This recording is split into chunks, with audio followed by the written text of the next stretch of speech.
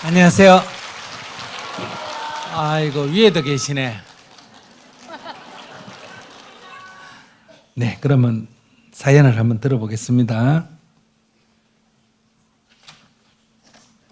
저는 최근에 그 작년 8월 달부터 병이 생기고, 그리고 이제 직장을 다니다가 그 허리를 다쳐가지고 또 실업을 하게 되고, 그리고 또 경제적으로 또 빚을 좀 지게 돼서 좀 최근에 많은 고난과 시험을 받고 있습니다. 네. 그래서 저는 이제 기독교인이지만 그 유튜브를 통해서 이제 스님의 말씀을 듣고 또 이렇게 많은 깨우침을 받았는데요.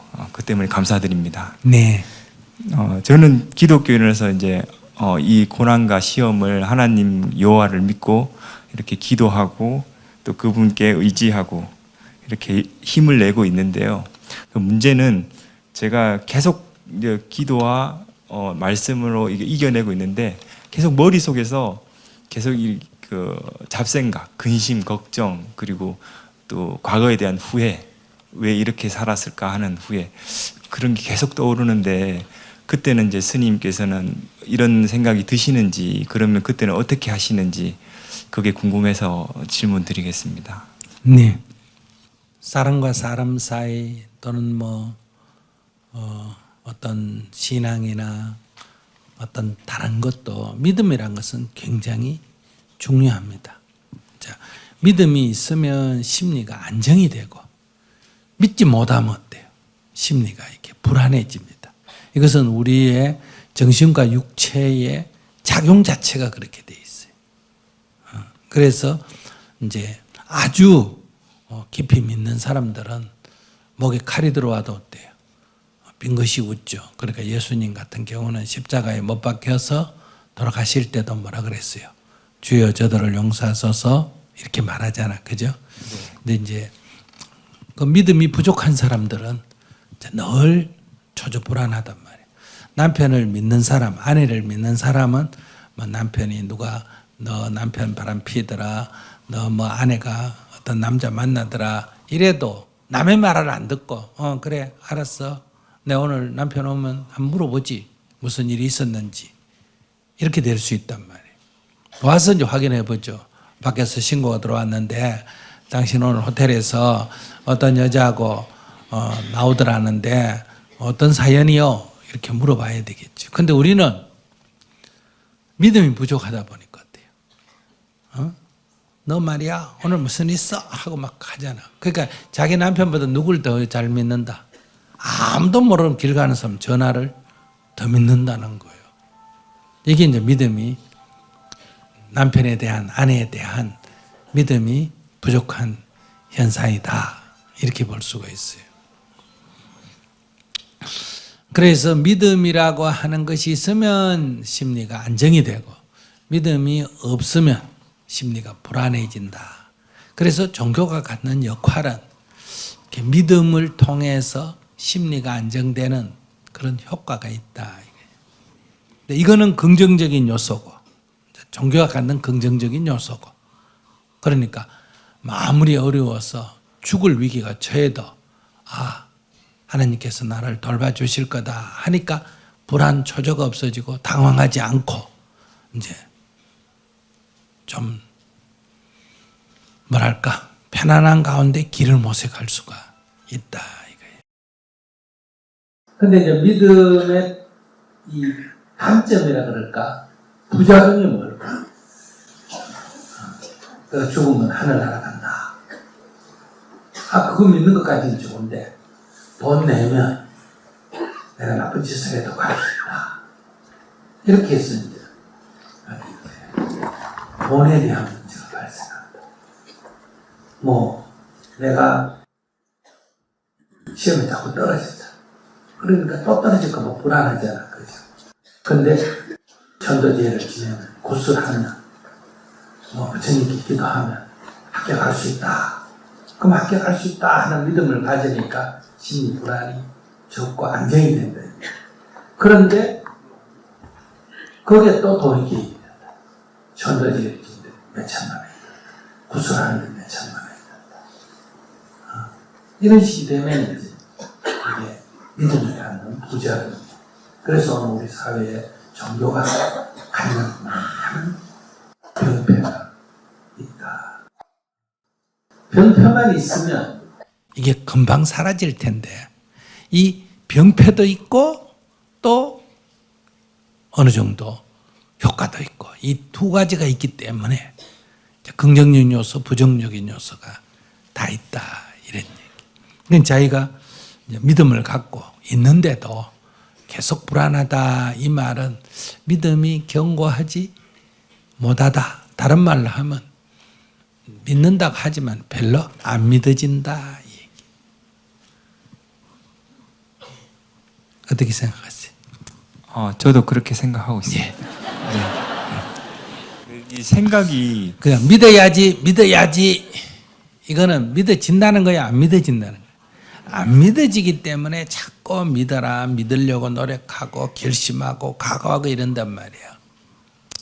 그러니까 이제 어떤 사건을 통해서 어떤 계기를 통해서 경험을 탁 하면 어때요? 믿으려고 애쓰고 노력하는 게 아니고 저절로 믿어진다. 그래서 이제 경험이 굉장히 중요하다. 근데 이제 스님과 지금 증문즉설하는 이런 내용, 다른 말로 하면 부처님의 가르침은 믿음을 배격하거나 믿음이 필요 없다거나 이런 게 아니라 믿음과는 좀 성격이 다른 접근 방법이. 예를 들어서 자기 같으면 아무리 하나님을 믿고 나를 돌봐주신다고 믿어도 불안한데 자기가 이렇게 한번 관점을 잡아보면 어떨까? 지금 내가 건강도 좀 안 좋고 직장도 이렇고 빚도 좀 적고 이런 거를 자꾸 생각하면 이제 불안해지는 거예요. 미래가. 그럼 내가 기도하면 하나님이 병도 낫게 해주고 직장도 구해주고 빚도 갚아줄 거다. 근데 이런 거는 믿는다고 하지만은 그렇게 원하기는 하지만은 정말 믿는다고 그게 해결될까 하는 그런 무의식 세계에서는 의심이 있는 거예요. 사실은 안 믿어지는 거예요. 그게. 그러면 이제 교회 같은 데나 절에 같은 데서는 믿음이 부족하다 이렇게 말하죠. 근데 이제 다른 접근은 이런 거예요. 몸이 아픈 거 오케이. 빚진 거 오케이. 직장 없는 거 오케이. 좋다 이거야. 그래. 그래도 네가 지금 살았지 않았냐. 안 죽었지 않았냐. 만약에 내가 죽었다면 병도 걱정할 거 없고 빚도 걱정할 거 없고 직장도 걱정할 거 없지 않나. 이런 걱정한다는 것 자체는 아직도 살아있기 때문에. 그러니까 그럼 죽어버리면 해결되겠네. 그러니까 이 세 가지가 중요하다고 생각하면 죽어서 이 문제를 해결하려고 하는 자살이 생기는 거예요. 그런데 이런 세 가지가 있지만은 안 그러면 10가지가 있어도 아직 살았다 이거 내가. 빚이 있어도 나는 살았고 직장이 없어도 나는 살았고 병이 있어도 살았다 이거예요. 누가 욕을 해도 나는 아직 살았고 결혼을 못해도 아직 살았고 그러니까 내가 살았다. 이게 제일 중요한 거예요. 빚이 중요한 게 아니고 직장이 중요한 게 아니고 몸 아픈 게 중요한 게 아니에요. 그보다 10배, 1000배 더 중요한 건 뭐다? 그런 부정적인 요소는 작은 거고 정말 중요한 긍정적 성에는 뭐라고 지금 내가 살아 있다는 거예요. 어떤 사람이 어릴 때 아버지 없이 뭐 어머니가 애를 낳았다. 뭐 어릴 때 고생을 했다. 뭐 학교는 뭐 제대로 못 다녔다. 어쨌다. 장사를 했는데 실패를 했다. 결혼도 실패를 했다. 어쩌다 저쩌다 이런 얘기를 막 어떤 사람 얘기하면 와, 그 책 한 권 써도 될 만큼 양이 많아. 그런데 문제는 그런 우여곡절을 겪고도 지금 뭐 했다? 안 죽고 살아있다. 이제 가장 중요한 건 등산 갈 때 뭐 뭐 올라가는데 바위가 얼마나 힘들었고 얼마나 가팔렀고 중간에 가다가 뭐 다리가 아파가 쥐가 내려가 쉬었고 이런 게 중요한 거예요. 이런저런 과정을 거쳐서 정상에 왔다. 이게 중요한 거예요. 정상에 딱 오면 나머지는 뭐 편하게 왔든 힘들게 왔든 아무 관계가 없어. 오히려 힘들게 온 게 더 좋은 거예요. 그러니까 지금 내가 살아있다는 거 이거 하나 아래 나머지 1000가지 만가지는 다 티끌 같은 거야 되는 거예요. 그 자기가 기도를 어떻게 해야 되느냐? 병 낫게 해주세요. 취직되게 해주세요. 빚 갚게 해주세요. 장가가게 해주세요. 뭐 하게 해주세요. 이런 거는 티끌 같은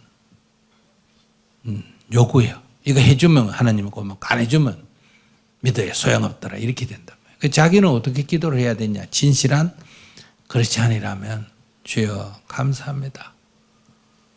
그래도 저를 보살펴 저를 살아있게 해주셨습니다. 감사합니다.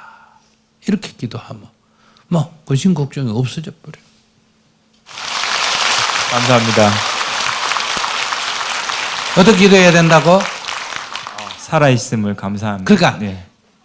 감사 기도를 해야 되면 주여 감사합니다. 따라해봐요. 주여 감사합니다. 주님 감사합니다. 제 삶에 이런저런 우여곡절이 있지만은 제 삶에 이런저런 우여곡절이 있습니다. 늘 하나님 아버지께서 저를 보살펴 주셔서 늘 저를 하나님 아버지께서 보살펴 주셔서 저는 지금 살아 있습니다. 예, 저는 지금 살아 있습니다. 감사드립니다. 감사합니다. 이렇게 기도를 해야 아멘. 된대요. 아멘. 그래.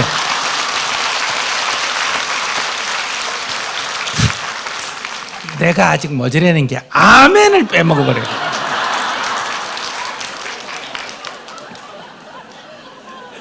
됐어요? 네. 예, 감사합니다. 네.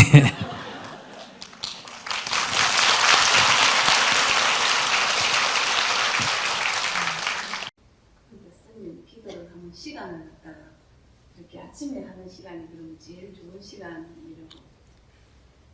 기도는 제법이 공하니까 어디 뭐 아침 시간이 있겠어. 우리가 낮 시간이라 하지만 지금은 또 저기 다른 나라에 가면 지금 어떻다? 지금 새벽 시간이 될 거 아니에요. 그죠?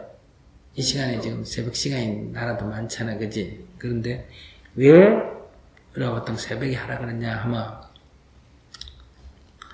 두 가지 이유가 있는데, 하나는 낮에는 내가 2시 하겠다 3시 하겠다고 정해놔도 이 세상 사람들이 활동을 하는 시간이니까 어쨌든 내 의지와 관계없이 남의 요구가 강하게 치고 들어오기 때문에 그걸 지키기가 굉장히 어려워.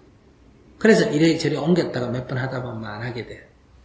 근데 내가 아침 6시부터 일어나가 밥하고 하루 생활을 시작을 하는데 내가 1시간 더 먼저 일어나가 5시에서 6시까지 하면 이거는 남이 그 시간에 이렇게 끼어들어올 이유가 별로 없어. 절대로 안 들어온다는 게 아니라 거의 가능성이 희박해. 그러니까 자기가 정한 걸 자기만이 결심하면 그걸 지켜낼 수가 있다. 이게 하나 있고, 그 다음에 이제 우리 마음이 어떠냐. 눈으로 보고 귀로 듣고 코로 냄새 맡고 혀로 맛보고 손으로 만지고 이러면 이게 자꾸 외부로부터 자극이 들어오면 마음이 이렇게 약간씩 들떠. 아시겠어요? 아침 자고 나면 이게 차분해. 그러다가 아침부터 점점 들다가 점심때 넘어가면 이게 황 들떠는 거. 그래서 똑같이 아침 5시에도 어둡고 저녁 5시에도 어둡다면 범죄는 저녁 5시에 생기지 아침 5시에는 거의 안 생깁니다. 마음이 좀 가라앉아 있어. 그러다 이게 점점 이렇게 들뜨는 거야. 그래서 사람들이 아침부터 술 먹을 생각을 안 하잖아, 그지? 어? 그러니까 사람이 바람 피우러도 가도 새벽에 일어나자마자, 안 그러면 아침 먹자마자 바람 피우러 가겠다, 아침 먹자마자 술 먹으러 가겠다, 아침 먹자마자 도둑질하러 가겠다, 이런 사람은 없어. 그때는 마음이 가라앉아 있기 때문에. 그런데 이게 이제 점심이 넘어가고, 저녁이 넘어가면서, 그래서 술은 주로 언제 먹나? 저녁에 먹고, 바람을 피워도 주로 낮에 피우나, 저녁에 피우나. 요새는 시도 때도 없이 하지만, 주로 저녁에 피우고, 저는 주로 저녁에 먹고, 저녁 시간 분들은 책 같은 거좀 조금 사오고 괜찮아요. 아무 때나. 근데 내가 말하는 거는 그렇기 때문에 이렇게 마음을 조용히 하는 데가 언제가 좋다. 아침이 좋기 때문에 두 가지 이유로 그래서 아침에 하라 이렇게 말을 하는 거지 꼭 아침 시간이어야만 된다. 이런 법은 없다 이 말이에요. 그럼 차례 근무하는 사람 매일 저녁 9시에 가가지고 아침 8시까지 근무하는 사람이 있다면 이 사람은 기도를 아침에 할 수가 없잖아, 그지? 그 사람은 이제 오히려 저녁에 회사 출근하기 전에 하고 가는 게 낫지. 시간은 정해져 있는 게 아니에요. 왜 아침에 평균적으로 아침이 좋다 이런 얘기야. 또 사람은 기질 따라 체질 따라 자기 처지 따라 어때요? 또 다른 경우도 있다. 그러니까 저녁 9시부터 10시까지 자기는 정해놓고 하는 게 아무 방해도 안 받고 좋다. 그렇게도 아무 관계가 없습니다. 예. 저는 불교를 접하면서 요즘에 집에서 그냥 이제 정진의 끈을 놓지 않으려고 연불도 하고요. 다란히 이제 독송하면서 아니면 108배도 해보고 참선도 하고 있는데요. 참선을 하면서 하다 보면 그렇게 눈물이 나요. 네, 눈물이 뚝뚝 떨어지고요. 그렇게 하면 이제 콧물 눈물 나고 그렇다고 해가지고 감정 기복이 막 격해지거나 그러진 않는데 그 고요한 상태에서 눈물이 계속 떨어지더라고요. 그러고 나서 한 1시간 정도 이렇게 하고 나면 눈앞이 침침해가지고 이 형상이 잘 안 보여요. 갑갑할 정도로. 그러면서 이제 제 가슴 속에 누가 들어와 있는 것처럼 갑갑하거든요. 그래서 지금 이게 뭘까 좀 그런 지금 단계인데 그게 좀 궁금해요, 스님. 그러니까 좀 허전하네. 허전하니까 종교를 와도 연불했다가 참선했다가 뭐 했다가 자꾸 그러는데 그렇게 그건 자기 허전함의 얘기지. 그러니까 오히려 그렇게 눈물이 나고 하면 절을 좀 많이 해보세요. 절을 많이 하면 처음에는 절을 하다 보면 그냥 눈물이 나는데 나중에 가만 왜 눈물 흘리나 보면 가슴에 약간 억울한 게 있을 거예요. 그러면 또 더 절을 해보면 이제 내가 좀 잘못했구나 이렇게 처음에는 억울한 절이 눈물이 흐르고 그 다음에 이제 참회의 눈물이 흐르면 그러면 이제 눈물이 약간 줄어들고 뭐지 눈물은 항상 있지만 사람이라는 게 눈물이 있는 게 나쁜 건 아니니까 눈물이 있다는 거는 비심이 있으니까 근데 이제 원망의 눈물은 좋은 건 아니거든요. 가슴에 상처가 있으니까 자기가 이제 조금 더 깊이 자기를 들여다보면 언제 생긴 상처인지는 모르지. 근데 이렇게 자기 본인의 이렇게 수행이 맞는 수행이 있다고 하잖아요. 그런 얘기를 들었는데 저도 이렇게 절을 하다 보면 절 수행이 좀 맞는 느낌이 들긴 그런 건 따질 하거든요. 필요는 없어요. 왜냐하면 수행이라는 거는 까르마, 자기 업을 극복하는 거거든요. 담배 피우는 사람이 담배 피우는 습관을 끊고 화내는 사람이 화내는 거를 멈추고 이 습관을 극복하는 거거든요. 그러면 습관을 극복하려면 저항을 받잖아. 습관의 저항을 받잖아. 그죠? 그러면 안 맞는 것 같지 누구나 다. 참선을 하면 참선이 안 맞는 것 같고 절을 하면 절이 안 맞는 것 같고 그러지. 안 맞는 것 같은 게 아니에요. 그건 저항이 오는 거니까 그걸 이겨내야 그 다음에 이제 수행이 되는 거지. 내가 나한테 하면 절하니 참 나는 쉽더라 이러면 그건 수행이 아니에요. 참선하기 쉽더라 이렇게 쉬운 걸 따라가는 건 수행이 아니에요. 수행이란 건 이 까르마 업의 저항을 극복하는 거기 때문에. 집중이 될 때가 그렇게 하면서 그 순간순간에 집중될 때가 틀리잖아요. 그거랑 상관이 없을까요? 집중되는 거하고 수행이 되는 게 아니에요. 그러니까 산만한 가운데도 번뇌망상이 있는 가운데도 화두를 떨면 화두를 참고하려고 애를 쓰는 거고 명상을 하면 호흡에 집중하는 거고 연불을 하면 연불에 집중하는 거지 하면 막 조용하고 마음이 편안하다 그런 게 아니에요. 그러면 이제 우리가 연불할 때 널 고요한 장소만 찾는다 이런 거하고 똑같죠. 공부라는 거는 시끄러운 속에도 경계에 끄달리지 않은 게 공부지 어디 조용한 데 가 앉아 있는 게 공부가 아니에요. 공부를 그러니까 기본적인 공부 관점을 잘못 잡고 있는 거예요. 예, 알겠습니다. 감사합니다. 네.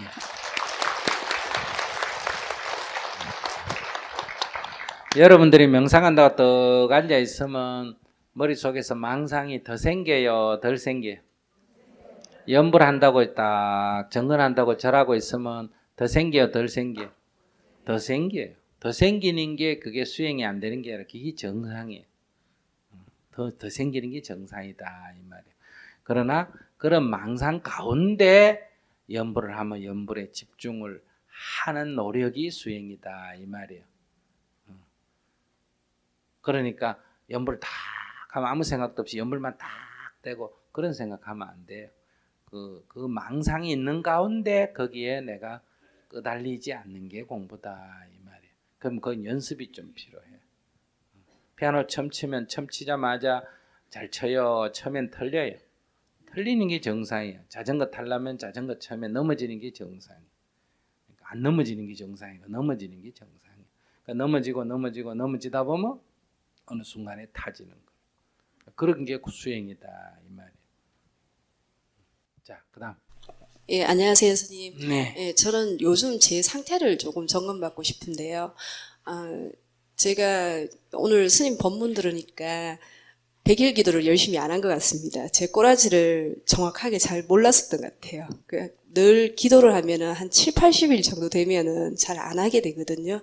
근데 이번에 제가 보니까 그 억압됐던 감정이 딱 분출도 되기도 하고, 그리고 어떤 이제 지금 정토에서 어떤 이런 활동을 할 때 늘 보면은 수동적으로 움직여요. 그리고 어떤 일을 받았을 때 늘 이제 물러서는 마음, 안 하고 싶은 마음, 그러면서도 이제 또 하게 되고, 그래서 그런 저를 보면은 굉장히 답답하거든요. 그냥 마음은 또 하고 싶은 마음도 있는데 이렇게 늘 받을 때는 이제 무겁게, 그리고 수동적으로, 그리고 생각도 안 하고 어떻게 하면 잘할까 이런 생각도 안 하고 있는 대로 그냥 하려고 하는 그런 마음이 굉장히 많습니다. 어떻게 하면 좀 가볍게 일도 받고 좀 머리도 쓰면서 이렇게 할 수 있을지 좀 궁금합니다. 그렇게 얘기해가지고는 구체성이 굉장히 떨어지는 얘기예요. 그러니까 지금은 자기는 자기를 딱 공켜쥐고 이렇게 바깥으로 이렇게 얘기하기 때문에 좀 막연해요. 근데 이제 우리 사람이나 누구나 다 그래요. 생각은 도와주고 싶다가 마음이 아니라 생각인 경우가 많아요. 그러니까 마음과 생각을 지금 뒤섞여 있거든요. 생각은 도와주고 싶은데 사실은 마음에서는 싫어하는 경우가 있어요. 그러니까 절에 보시를 하긴 해야 되는데 이건 하고 싶다는 거예요? 하기 싫다는 거예요? 하기 싫다는 거예요. 아침에 일어나서 기도해야 되는데 이 말은 기도하고 싶은데 몸이 말을 안 들어 못 일어나는 게 아니고 그게 기도하기 싫다는 얘기예요. 그러니까 싫다는 거는 그 뭐냐? 까르마에서 업식에서 일어나는 거예요. 그리고 이 생각은 기도해야 되는데 이 말은 내가 기도하면 나한테 좋다 하는 걸 이해해서 일어나는 거예요. 그러니까 담배를 피우는 사람이 담배 피우면 건강에 나쁘다 하니까 생각은 어떻게 한다? 끊어야 되는데 하는데 다른 한쪽에서는 이게 끊고 싶지가 않는 거예요. 왜? 그건 습관에서 오는 거기 때문에. 그러니까 정토에 다니면 법문 듣고 이러시니까 내가 조금이라도 기여를 해야 되겠다. 여기 있으면 이렇게 좋은 일 하면 나한테 좋은 거야. 이런 생각은 드는 거예요. 근데 자기가 살아온 이 삶의 습관, 어릴 때부터 살아온 이 삶의 습관은 나한테 별로 이익도 안 되는 이런 일을 별로 하고 싶지가 않는 거예요. 괜히 일 복잡한 거 이런 거. 그러니까 까르마에서는 거부 반응을 하고, 무슨 말인지 아시겠어요? 생각은 해야 된다고 생각을 하고, 또 반대도 있어요. 그 부처님이 그 오비구 처음 만났을 때 일어난 사건 같은 거예요.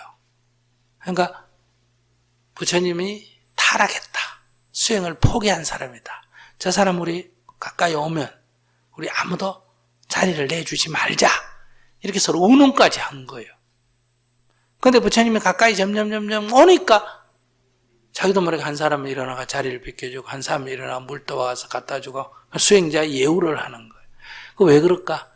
부처님과 그 지난 6년 고행을 할 때 같이 도반으로 있었는데 부처님에 대한 신뢰가 너무 깊은 거예요. 그러니까 마음은 정말 절친한 거예요. 그런데 이념적으로 목욕을 했다. 유미죽을 먹었다. 저거는 포기한 거야. 저거하고 같이 놀지 말자. 생각이 이제 놀지 말자고 생각하고 마음은 호의적인데 이런 경우도 있어요. 반대로. 그러니까 생각은 해야 되는데 마음은 싫은 경우가 있고 생각은 안 해야 된다고 하면서 마음은 뭐 하는 경우가 있다. 좋은 경우도 있는 거예요. 그러니까 그 둘의 언밸런스 때문에 오는 거거든요. 근데 본인만 그런 게 아니라 모든 사람이 다 그래. 우리 인간이 다. 그래서 법문을 듣는 거는 여러분들이 법문 듣고 오늘 그래 100일기도 해야지. 1000일기도 입제해봐야지. 내일 아침에 일어나면 어때요? 일어나기 싫은 거예요. 그건 뭐냐면 지금까지 안 일어난 습관이 있기 때문에. 일어나기 싫으면 생각이 바뀌어요. 이 무의식이 의식을 바꿔버려요. 지금까지 안 하고도 잘 살았는데 꼭 해야 되나? 이런 식으로 이렇게 생각이 바뀌는 거예요. 자기를 합리화하는. 이제 이런 일이 벌어지기 때문에 그걸 자기가 이제 찬찬히 절을 하면서 보면 돼요. 자기를 가만히 들여다보면 이제 생각은 해야 된다 하는데 지금까지 살아온 습관이 있기 때문에 여기서 거부 반응이 일어나는 거예요. 하긴 하는데 내키지가 별로 않는 거예요. 이럴 때는 업이 지금 거부하고 있는 거예요. 그럴 때는 뭐 한다? 그때 이제 대결정신이 필요한 거예요. 업이 거부해도 뭐 한다? 일정한 고비를 넘겨버려요. 그래서 내가 아까 고비를 넘기라는 거예요. 그때 고비를 넘겨야 돼요. 절을 하다가 예를 들면 자기가 한 80% 정도에서 멈춘다. 만약 108배를 하면 80배 하다 멈춘다. 1000배를 하면 한 800배 하다가 멈춘다. 3000배를 하면 2000배 하다가 멈춘다. 또는 뭐 100일기도 입제해놓으면 한 7, 80을 하다 멈춘다. 그러면 그게 이제 고비인 거예요. 자기가 늘 그걸 못 넘어가고 거기에 걸려가 넘어지고 거기 걸려가 넘어지고 거기 걸려가 넘어지고 내 까르마가 이런 거구나. 그 자기 아는 기준이에요. 그럼 다음에 이제 이번에 100일기도 할 때는 어떻게 한다? 이미 7, 80일 지나면 하기 싫은 마음이 들거나 못할 상황이 벌어져요. 집안에. 그게 이제 핑계거든요. 그게 이제 마장이라 그래요. 그런 거를. 마장이 딱 일어날 때 그걸 자기가 알아야지. 이게 마장이다. 또 내 본래업이 일어나구나. 이번엔 내가 이걸 극복해야지. 이걸 딱 알고 이걸 딱 하면 이제 능히 극복이 되죠. 그럼 그걸 한 번 극복해보고 두 번 극복해보고 한 번 극복한다고 그게 완전히 없어지는 거 아니에요. 다음에 또 해도 똑같이 일어나는데 다음부터는 마장이 이제 덜 끄달리지. 왜? 지난번에도 내가 극복을 했어요, 안 했어요? 넘겼으니까 넘어갈 수가 있지. 이렇게 해서 그 고비를 넘겨야 돼요. 그 고비를 넘겨버리면 편안해져요. 편안해져. 그래서 우리가 100일 정해놓고 1000일 정해놓고 3000배 정하고 1000배 이렇게 정하는 이유가 뭐다? 그걸 정해놓고 나타나는 고비는 거기까지 목표 지점까지 갈 동안에는 무조건 간다는 거예요. 그래서 자기가 100일 기도를 하면 100일을 중간에 멈추지 말고 이건 내 까르마다. 100일이 꼭 하느냐 안 해야 되는 이런 게 아니에요. 까르마를 극복하는 거. 이 마장을 극복하는 게 수행이거든요. 내가 100일에 7, 80에 걸리면 그건 무조건 눈을 감고 그냥 죽는 한이 있더라도 내가 절을 하고 넘긴다. 또 3년을 하기로 했으면 2년 넘어가면서 분별심이 생기면 넘긴다. 이런데 목표를 딱 정해야 돼. 정토에서 만약에 소임을 하나 딱 맡았다. 그러면 이런 게 자꾸 실제로 내 환경이나 조건을 봐서 능히 할 수 있는데 늘 뭐라 핑계 잡고 빠질 때는 이거 뭐 정토에 도움이 되고 안 되고가 아니라 내가 내 까르마, 이 업식을 넘긴다. 이러면 이제 딱 소임을 맡다가 이제 막 몸부림치면서 울고불고 하면서 죽어나 사나 3년을 넘겨보는 거예요. 항상 이게 마장이 이게 찾아옵니다. 그래서 우리가 만일기도 하면 어때요?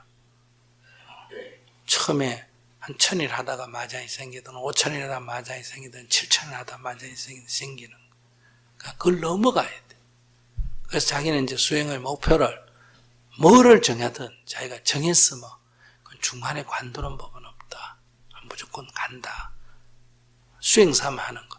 그래서 그건 꼭 절에 안 와가 했대요. 그래서 우리 청년들은 회사를 이렇게 자주 옮기는 사람이 있잖아. 그죠? 그런 사람은 그 회사에서 쫓아내더라도 그거 붙어 있어라. 월급 받지 말고도 붙어 있어라. 3년은 무조건 있어라. 그 3년 있으면 자기가 마음을 결심하면 이 마장이 있는 사람은 회사가 부도나서라도 그거 못 있게 돼요. 그래서 자의반 타의반 돌게 되는데 근데 그럴 때 딱 한 군데서 그냥 끝까지 버텨야 돼요.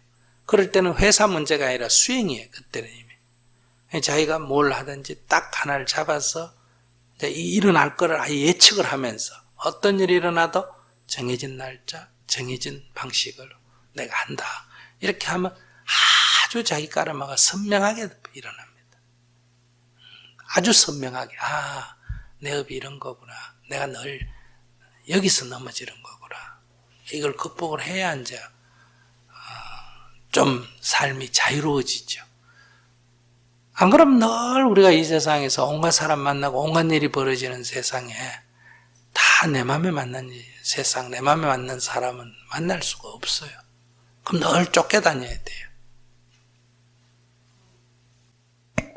네, 스님, 또 이런 마음도 드는 게, 그렇게 제 업장을 봤을 때 이런 몰아치는 거 있잖아요. 그것이 또 두렵다는 마음.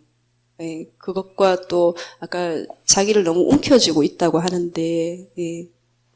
그러니까 이제 정해놓고 뭐든지, 그건 뭐 꼭 어떻게 해야 되는 게 아니라, 딱 정해놓고, 내가 3년 기도한다 하면 3년은 뭐, 초사이 나도 절하고 와가지고, 손님을 받고, 집에 불 끄다가도 가서 기도하고 와서 끈다. 한 이 정도로 딱, 이게 대결정심이라 죽어도 좋다 하는 그런 마음으로 꾸준히 하면 그런 마장이 몇 번 몰아치다가 결국 넘어가죠. 이제 부처님 일생 공부하면 나오지 않습니까? 부처님도 한참 마장이 몰아칠 때는 어떤 유혹이 있습니까? 귀에다 속삭이잖아요. 열반이란 없어. 열반이란 없어.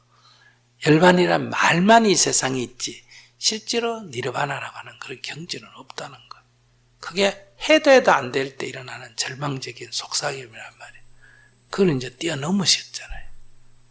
그러니까 이 장애를 넘어야 돼요.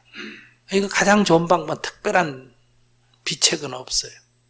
자기가 절을 하든 뭘 하든 정했으면 정해진 대로 무조건 하는 거예요. 죽어도 좋다 이런 각오를 세워야 돼요. 항상 두려움이 생기죠.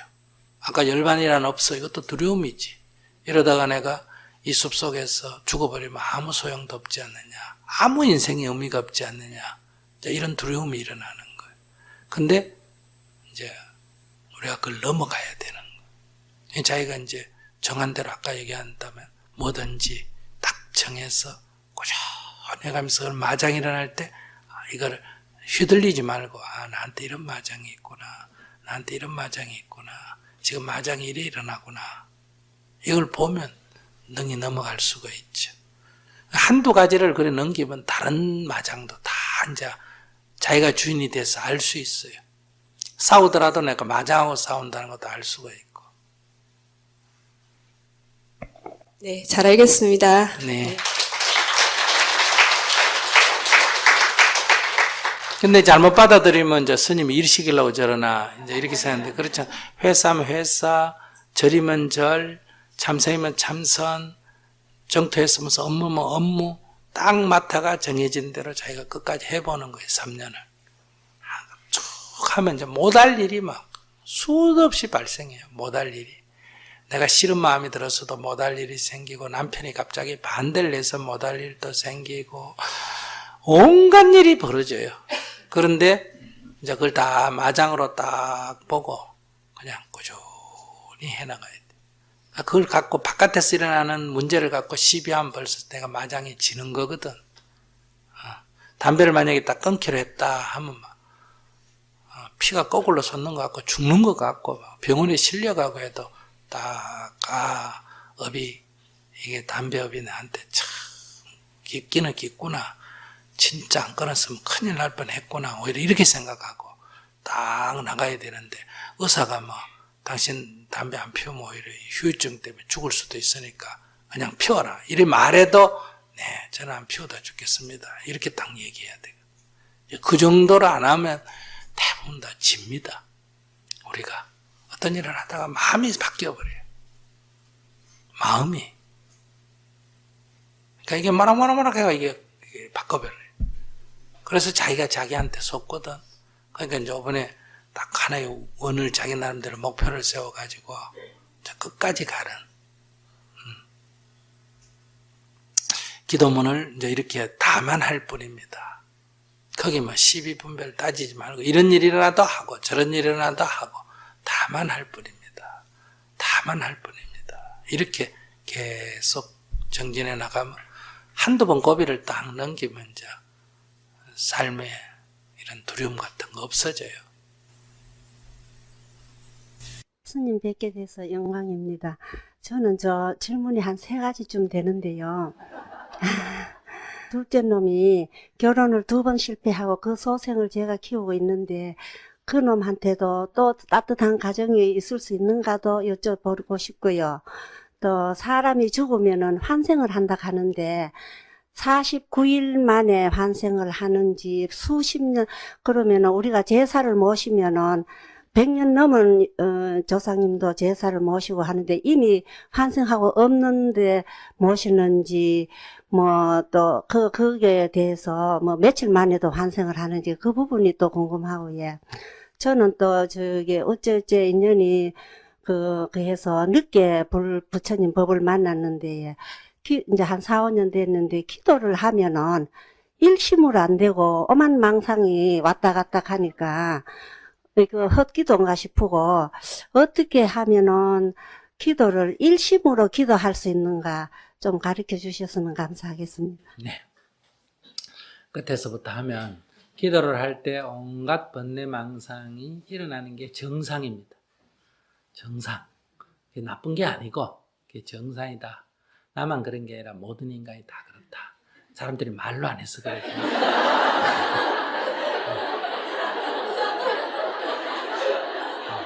그러니까 그걸 뭐 큰 잘못이냐 이렇게 생각하지 마시고 그게 정상이다. 정상이라는 말은 중생으로서는 정상이다 이 말이에요. 거기서부터 출발해서 번뇌망상이 없는 경지로 나아가야 된다. 그러지 번뇌망상 없어져라 이런다고 없어지는 게 아니다 이 말이에요. 그럼 번뇌망상이 없어지려면 어떻게 해야 되느냐? 그거는 일심으로 해야 된다. 마음을 딱 한 곳에 모아서 해야 된다. 관세음보살을 부르면 번뇌망상이 일어나든지 말든지 그걸 상관하면 안 된다. 그냥 관세음보살에만 계속 집중을 해야 돼. 지금 이 방 안에 허공에 아무것도 없는 것 같죠? 근데 한 줄기 햇살이 쫙 들어오면 먼지가 아주 많이 보이죠, 그죠? 먼지가 보이니까 빗자루를 갖고 그 먼지를 계속 쓸면 먼지가 더 일어납니까? 덜 일어납니까? 더 일어나요. 그러니까 마치 제가 일상생활 할 때 번뇌가 없는 것 같은 거는 햇살이 없기 때문에. 기도나 명상을 하면 번뇌가 더 일어나는 것은 더 일어난 게 아니고 이제 내가 얼마나 번뇌가 많나 하는 걸 내가 알게 된 거예요. 보이는 거예요.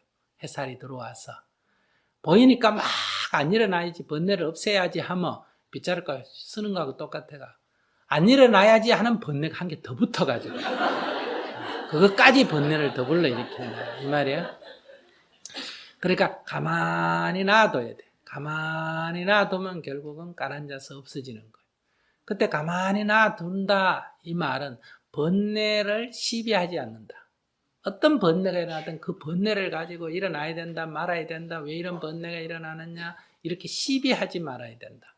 그냥 관세음보살을 부르면 번뇌가 일어나든지 말든지 어쨌든 관세음보살에만 집중하고 지장보살을 부르면 지장보살에만 집중하고 명상을 할 때 호흡을 관하면 들숨과 날숨만을 관해요. 어떤 번뇌가 일어나든지 놔두고 우리가 이 법문할 때 밖에서 막 공사 소리가 나고 찌찌대도 상관 안 하고 그냥 법을 설한 사람 법문설하고 그 다음에 듣는 사람은 귀담아 들으면 한참 여기 몰두해 있으면 공사 소리가 안 들릴 때가 있죠. 없어서 안 들리는 게 아니라 여기 집중되어 있기 때문에 그게 방해를 못하는 거예요. 그렇게 하면 이제 그 번뇌의 세력이 약화된다. 화두를 들었으면 다만 화두만 탐구해야지 화두가 들리니 안 들리니 뭐 이런 얘기 생각하면 안 된다. 시비를 일으키지 말고 오직 거기에 집중해서 안 되면 또 하고 안 되면 또 하고 안 되면 또 하고 안 되면 또 하고 다만 할 뿐이다. 이렇게 이제 한 발 한 발 나아가야 된다. 그러니까 이제 언제 하면 될까요? 그런 건 없어요. 죽을 때까지 기도할 때 번뇌는 항상 있습니다. 그러나 이제 그렇게 하면 번뇌가 내 집중, 내 일심을 흐트러 놓지 못하는 경지로 나아가게 된다. 두 번째 질문이 뭐였지?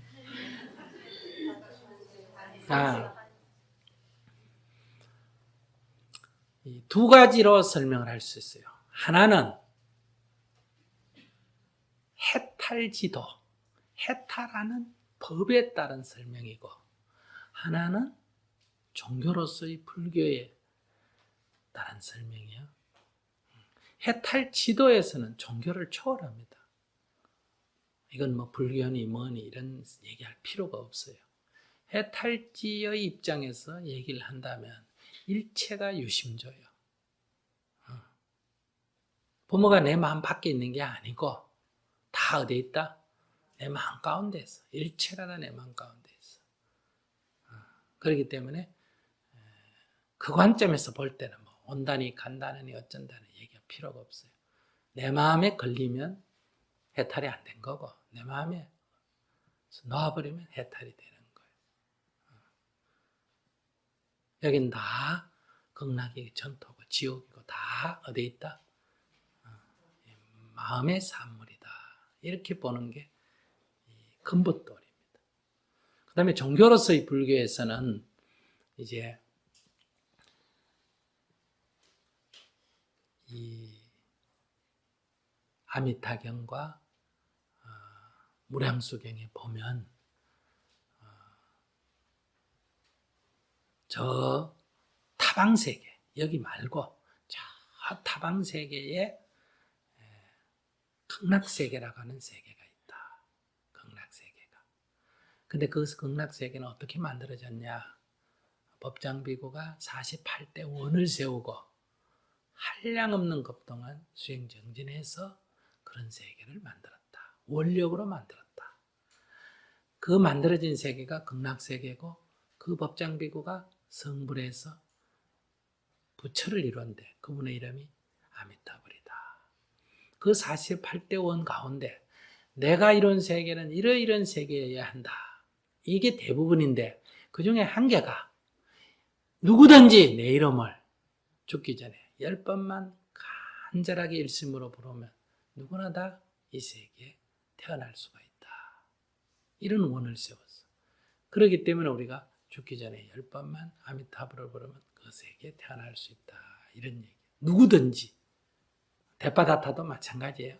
누구든지. 그런데 이제 이 세상 사람을 분류를 하면 9으로 분류를 할 수 있어.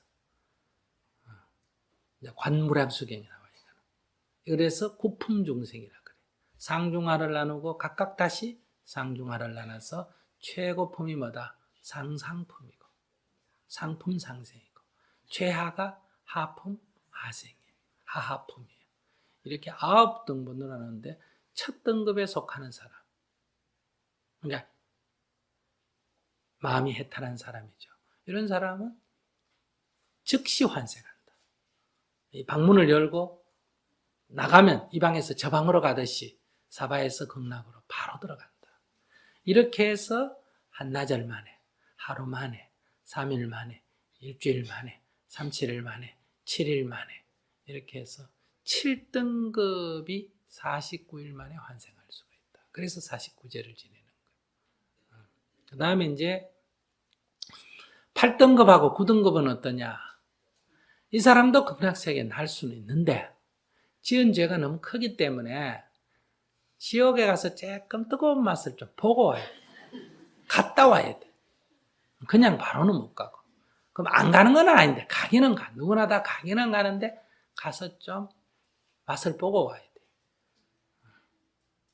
그래서 이제 이 8등급, 9등급을 위해서는 백중날 어때요? 계속 기도를 해야 된다. 지금 어디 있기 때문에? 지옥에 있기 때문에. 그래서 이제 49제도 나오고 이제 백중기도도 나오고 그런 거예요.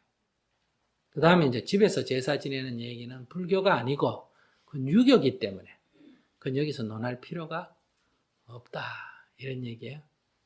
그건 유교기 때문에 제사를 지내는 건 유교입니다. 또는 우리 전통신앙이에요. 불교에는 제사는 없습니다. 제는 있지, 제. 제라는 것은 제사의 의미가 아니고 베풀 제자예요. 그러니까 목련존자가 지옥에 있는 어머니를 구제하기 위해서 어떻게 했어요? 음식을 많이 마련해서 배고픈 사람에게 베풀었죠. 베푼다 이거예요. 그러니까 제사할 때는 그 귀신에게 뭘 주는 걸 말하고 제라는 거는 귀신한테 뭘 주는 게 아니에요. 가난한 사람에게 배고픈 사람에게 뭘 베풀어서 그 공덕으로 뭐다? 영가가 천도가 된다. 이런 원리란 말이에요. 그러니까 뭘 음식을 차려놓고 막 제사를 지내야 이게 천도제가 아니고 여러분들이 굶어 죽는 북한 어린이를 위해서 인도에 가난한 어린이를 위해서 뭔가 우리 어머니 영가 천도를 위해서 뭐 100만 원을 보시하든 1000만 원을 보시하면 이게 바로 뭐다? 천도제다. 이런 얘기예요. 음식을 차리고 이게 아니에요. 원래는. 그런데 이렇게 음식을 마련해서 베풀 때 먼저 부처님께 올렸다가 베푸다 보니 불단에 올리는 습관이 생긴 거고 또 우리나라에 유교하고 같이 들어와 살다 보니까 어때요? 제사 지내는 거하고 결합해가 영단에다 차렸다가 내죠. 그런데 영단에 차렸다고 먹는 거 봤어요? 불단에 차렸다고 먹는 거 봤어요? 다 먹긴 누가 먹어? 사람이 먹으니까 이게 예의예요, 예의. 그러니까 그러한 습관에 따른 예의일 뿐이다 이 말이에요. 그래서 이렇게 절에서 제사를 지내는 것은 유교와 이렇게 흡수가 돼서 그래서 2조 500년 동안 유교식이었잖아, 그죠? 그래서 제사를 지내는 거지. 불교는 베푸는 제만 있다. 제사는 없고. 그렇기 때문에 이제 지금은 우리가 이게 같이 결합해 있으니까 절에서 제사를 지내는데 그건 뭐 우리 광습이니까 하더라도 원 뜻은 우리는 베푸는 데 목적이 있다. 그 다음에 첫 번째 아들이 2번 이혼을 했는데 앞으로 결혼해서 잘 살 수 있겠냐. 잘 사는 건 내가 모르겠고 결혼을 하는 거는 할 수가 있겠죠. 왜? 10번이라도 할 수 있으니까. 헌법에 뭐 안 된다고 한 게 없으니까 할 수는 있는데 문제는 결혼하는 게 좋다. 이 생각을 좀 버려야 된다. 벌써 2번 이혼했다 하는 거는 여자를 탓하면 끝이 없고 우리 불교로 보면 이 사람이 남하고 같이 살 준비가 안 돼 있다. 그러니까 여자가 마음 붙이고 살만한 남자가 못 된다. 이런 얘기예요. 그러면 이런 남자를 누가 만들었을까? 내가 만들었지. 그러니까 내가 오냐오냐 하고 키웠기 때문에 어디 가서 엄마 같은 여자를 만나면 모르겠는데 엄마하고도 자라면서 갈등이 있다면 엄마 같은 여자하고도 못 사는 남자다 이 말이에요. 근데 어느 여자가 그것부터 살겠어? 이렇게 딱 돌이켜서 내가 보고 내가 참여를 해야 돼요. 내가 지금 남편하고 잘 산다고 하더라도 내가 마음에 어떠했는가? 어떤 갈등이 있었는가? 이것이 이 아이에게 마음에서 카르마, 업이 전수됐기 때문에 똑같이 이런 일이 벌어진다. 그때는 내가 못 산다고 해서 요즘 시세월 같았으면 벌써 이혼을 해도 몇 번을 했을 텐데 그때는 다른 길이 없어서 그냥 살았고 요즘은 사람들이 마음이 달리 들면 나가버린단 말이에요. 헤어져 버린단 말이에요. 그래서 내가 그때 어떤 마음이었나를 살펴보면서 아들을 논하지 말고 남편에게 내가 참여를 해야 된다. 그렇게 해서 이 내 마음속에 쌓여있던 남편에 대한 그 거부감, 미움이나 이런 것들이 다 청소가 되면 아들에게도 영향을 줄 수가 있다. 그러면 결혼을 할 수도 있고 해도 잘 살 수가 있지만은 현재의 업장으로는 잘 살기가 어렵다. 그러니까 결혼할 수 있느냐 없느냐 또 그런 우리 아들 낳아놓고 또 어디 예쁜 여자 찾아가 결혼을 시키려고 이런 노력은 할 필요가 없다. 아들은 탁 잊어버리고 내 참회 기도를 열심히 하는 것이 내가 편안해지는 길이고 아들에게도 도움이 되는 길이다. 그런데 저희 시어머님이 제 눈에는 안 보여도 우리 가족 중에 제사 좀 해서 보는 분이 있거든요. 그래서 돌아가신 지가 오래됐는데도 그러면은 환생을 못 하셔서 그렇게 보이시는가 늘 궁금했습니다. 일체 유심조라고 앞에 얘기했죠? 마음에서 일어나는 거예요. 마음에 있다. 그분의 마음에 남아있다. 이렇게 이해하시면 돼요. 저는 2차 그 100일 기도 입제식을 하고 계속 이제 새벽에 일어나서 5시에 이제 조금씩 해봤는데 50일 전후로 해서 이제 좀 한계 같은 것도 느끼고 하다 보니까 오히려 저 단점이나 이런 게 너무너무 좀 잘 보이고 오히려 시작한 게 잘못이다 싶은 생각까지도 들게 됐는데 지금은 제가 조금 그런 부분에 회의감도 들고 해서 아예 저녁 시간대 제가 그냥 정한 시간대 아이들이랑 남편이랑 같이 108배를 하고 있는데 저 개인적으로는 108배를 하니까 요 자체 그 참회라는 그런 의미가 같이 들어가니까 굉장히 좋은데 혹시 저는 요 시간대가 저녁 시간대에 하는 게 오히려 새벽에 일어나서 정신이 좀 멍한 상태에서 하는 것보다는 훨씬 더 이제 집중도 할 수 있고 하루를 뭐 되돌아볼 수 있는 기회도 되고 오히려 참 좋은데 꼭 시간이라는 게 지켜야 되는지 그리고 제가 그 시간을 못 지키다 보니까 오히려 조금 마음도 불편해지고 좀 미완성된 듯한 느낌도 들고 해서 시간을 꼭 지켜야 되는지 여쭤보고 싶습니다. 미국식으로 계산하면 되죠.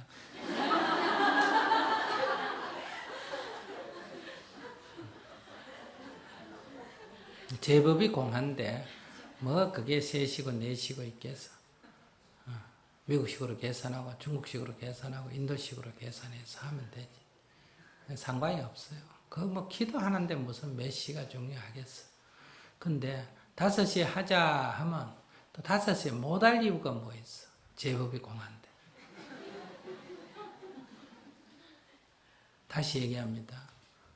5시에 하기로 하자 했을 때 5시에 구애받을 필요가 없어요. 아무 때나 하면 돼.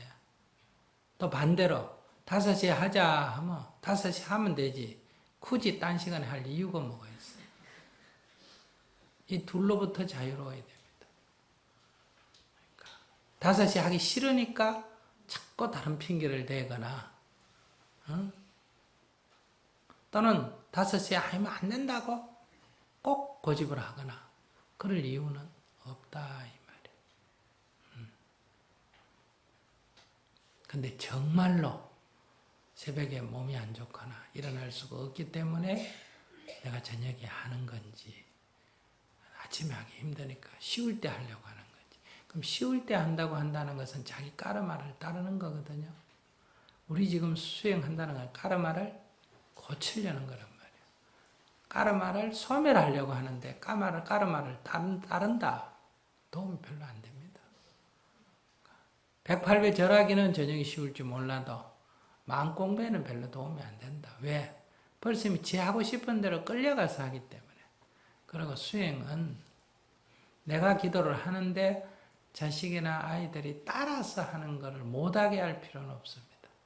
그러나 애들이나 남편을 나하고 같이 기도하자고 끌고 와서 기도하는 것은 기도가 아닙니다. 경계에 부딪히는 나를 보고 나를 바꾸는 게 수행이지 남을 바꿔가지고 거기서 내가 같이 편해지려고 하는 것은 그건 수행이 아니다. 그건 수행이 아니다. 그러니까 질문을 받으면서 내가 느낀 두 번째는 첫째 본인은 100일이라도 새벽 5시에 할 것. 두 번째, 애들하고 같이 하지 말고 혼자 할 것. 그리고 덤으로 저녁에 아이와 남편을 위해서 저녁 시간은 따로 그 사람들을 위해서 같이 기도를 할 것. 그건 내 기도가 아니고 그 사람들을 위한 기도예요. 그 사람들이 기도를 못하니까 내가 같이 해주는 거고 내 기도는 5시에 일어나서 혼자서 그것도 할 것. 그걸 100일 해보고 그 결과를 가지고 다시 물을 것. 왜냐하면 지금 본인은 까르마를 따라서 편한 대로 흘러가서 기도라고 하는 형식만 취하기 때문에 자기 마음의 변화를 가져오기는 어렵다. 안녕하세요, 네. 스님. 저는 평소에 스님 말씀을 즐겨 듣고 있습니다. 생각이 정리가 안 되거나 복잡할 때 스님 말씀을 들으면 생각이 정리되고 비록 아직은 미약하지만 깨달음을 얻고 또 통찰력을 배우게 되는 것 같습니다. 제가 드리고 싶은 말은 지금껏 저는 인생의 지표가 될 만한 것이 없었습니다. 어떠한 목표도 스스로 독립적으로 결정하고 살아오다 보니 때로는 내가 지금 옳은 길은 가는 것인가, 나의 사고가 바른 것인가에 대해서 스스로 많이 자문을 했던 것 같습니다. 어릴 적 저희 부모님은 저에게 경제적 풍요를 주진 못하셨지만 항상 가족이 화목하고 웃어야 한다는 것, 그리고 어떠한 상황에서도 정직해야 한다는 것을 가르쳐 주셨습니다. 그것이 지금 저의 가치관들의 기본 틀이 되어서 인간 중심으로 생각하고 자연의 순리를 거스르지 말아야 한다는 생각이 된 것 같습니다. 하지만 너무 경쟁 위주로만 가는 사회 분위기와 돈이면 다 된다는 풍토가 자꾸 저를 의문이 생기게 합니다. 물론 저는 저의 가치관을 고수하고 스스로 옳다고 믿는 것을 계속 지키고 싶습니다. 하지만 한 번씩 찾아오는 어쩔 수 없는 자괴감 사이에서 어떤 마음을 가지면 좋을지 여쭙고 싶습니다. 어떤 자괴감이 듭니까? 그냥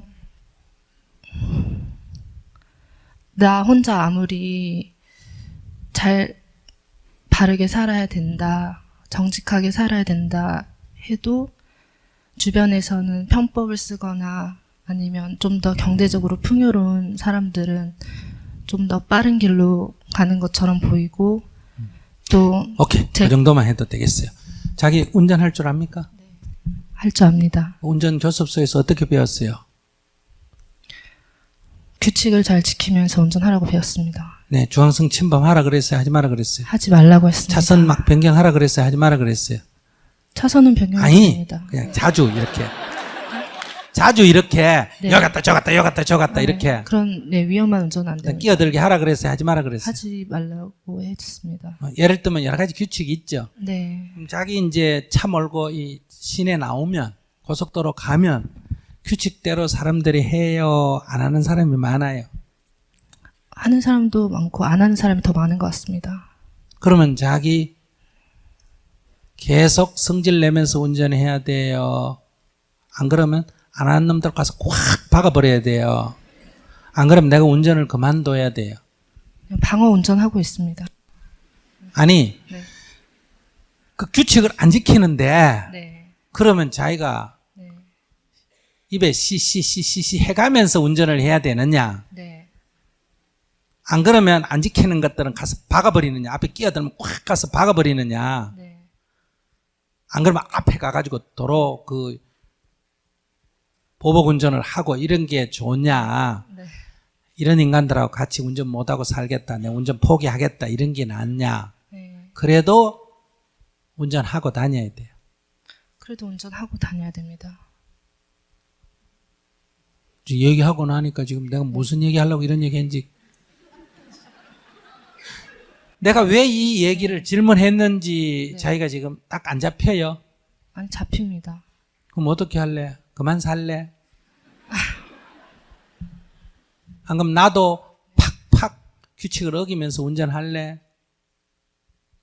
저는 운전 그만할래? 나도 니도 어기니까 나도 어기자고 할래? 어기는 나만 병신이네 이러면서 한탄하고 살래? 지야 어기든지 말든지 나만 지키고 살래? 저만 지키고 살아야죠. 근데 왜 문제인데 그게?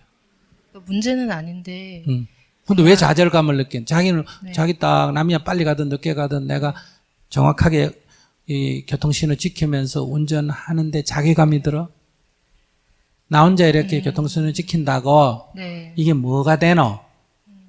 이렇게 생각이 드나 남이야 뭐 빨리 가든 말든 끼어들든 말든 건 저거 할 일이고 나는 딱 지키고 가면 되나? 그게 누구의 안전을 위해서 도움이 된다. 저의 안전을 위해서. 그래, 자기 안전을 위해서 도움이 되면 되지. 첫째. 그러니까 그 사람들이야 편법을 쓰든지 말든지 그건 죽어살이고 나는 이게 옳다면 지키고 살면 되고. 그러니까 여러분들이 다 결혼해도 나는 안 하고 이렇게 살잖아. 나도 다 하는데 나만 병신이고 왜 나는 안 하지?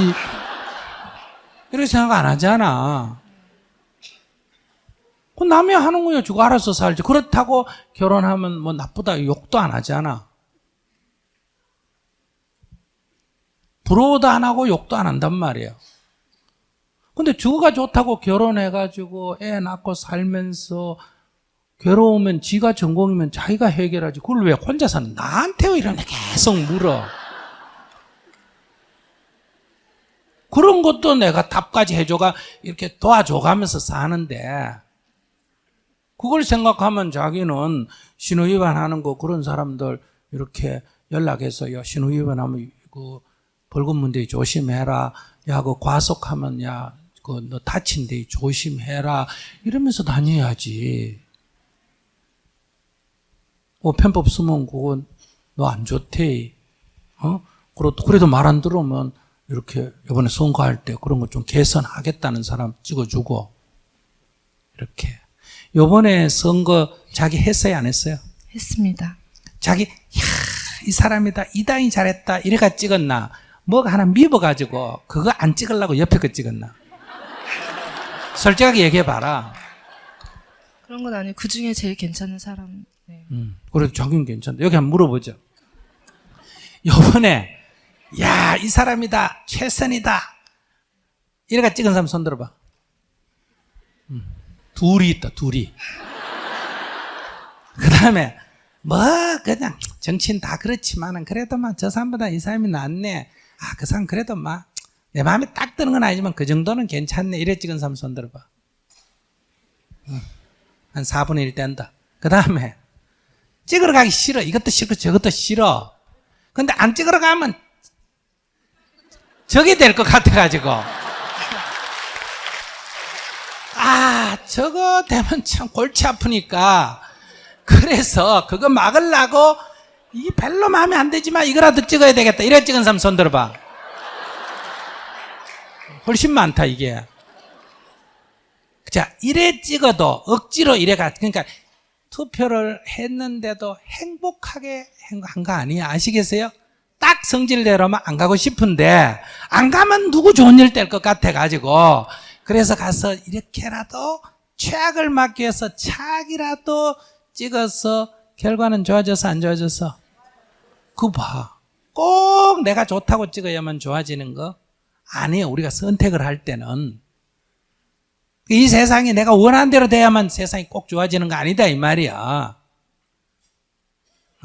그러니까 이런 편법도 쓰고 저런 편법도 쓰고 하는 게 이 세상이에요. 산에 가면 나무가 큰 나무도 있고 적은 나무도 있고 이러듯이.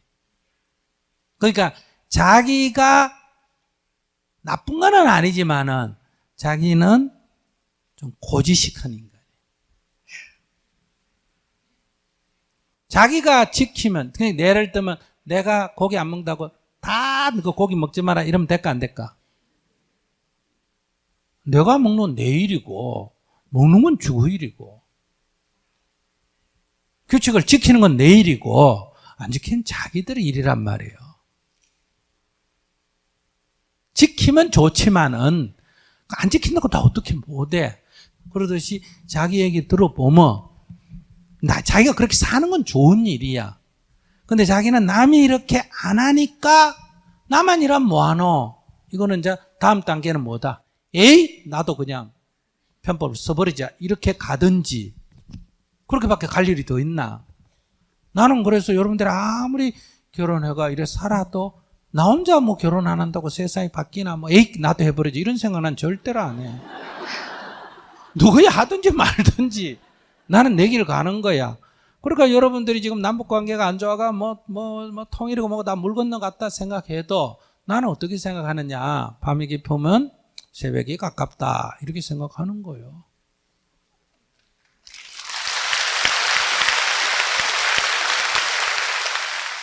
그러면 자기 열심히 하는 건 좋은데 나만 열심히 한다고 되나 이런 생각하면 안 돼.